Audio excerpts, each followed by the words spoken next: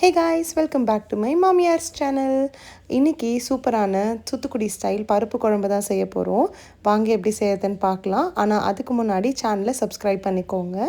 ஒரு பாத்திரத்தில் தண்ணி எவ்வளோ வேணுமோ அந்த அளவு வந்து நீங்கள் எடுத்துக்கிட்டு கூடவே வந்து பருப்பு வந்து ஒரு ஒரு கைப்பிடி வந்து போட்டுக்கோங்க. ஒரு 100 கிராம் எடுத்துக்கோங்க. இப்போ இது கூடவே வந்து 5 பல்லு பூண்டு எடுத்திருக்கோம். பூண்டு போட்டதுக்கப்புறமா ஒரு மீடியம் சைஸ் வெங்காயத்தில் பாதி வெங்காயம் எடுத்து நல்லா ஃபைன் சாப் பண்ணிக்கோங்க. அந்த வெங்காயம் வந்து இப்போ நம்ம ஆட் பண்ணிக்க போகிறோம்.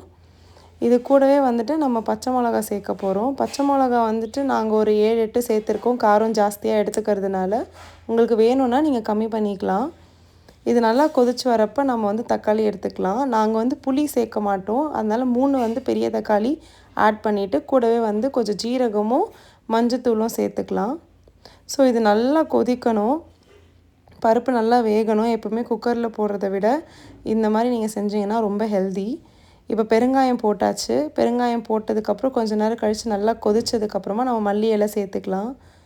மல்லி இலை சேர்த்தோடனே ஒரு சின்ன கைப்பிடி வந்து தேங்காய் சேர்த்துக்கோங்க. எப்போவுமே சாம்பாருக்கு வந்து தேங்காய் போடுறது இன்னும் அதிகமான டேஸ்ட் கொடுக்கும்.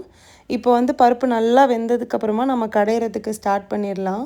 ஃபஸ்ட்டு வந்து அந்த தண்ணியை வந்து தனியாக எடுத்து வச்சுக்கோங்க. பருப்பு மட்டும் நம்ம கடைஞ்சி எடுத்துக்கலாம். எப்போவுமே கடையிறதுக்கு வந்து நம்ம எப்போவுமே அந்த மண் சட்டி எடுத்து கடையிறப்போ உங்களுக்கு நல்லா வந்து அதோடய ஃப்ளேவர் எல்லாமே உங்களுக்கு என்ஹான்ஸ் பண்ணி கொடுக்கும். இப்போ நம்ம எல்லாத்தையும் கடைஞ்சிக்கலாம். இப்போ நம்ம இதை கடைஞ்சிட்டு நம்ம தாளிக்க ஸ்டார்ட் பண்ணிடலாம்.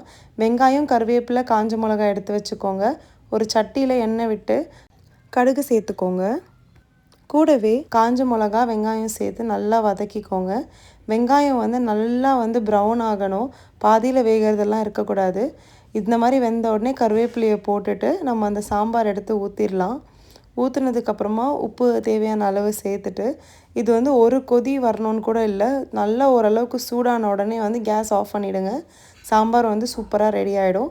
இந்த மாதிரி சிம்பிள் அண்ட் டேஸ்டியான ஃபுட் வேணும் அப்படின்னு நினச்சிங்கன்னா கமலாஸ் கிச்சன் ஃப்ளேவர்ஸை சப்ஸ்கிரைப் பண்ணிக்கோங்க, லைக் பண்ணுங்கள். பாய்.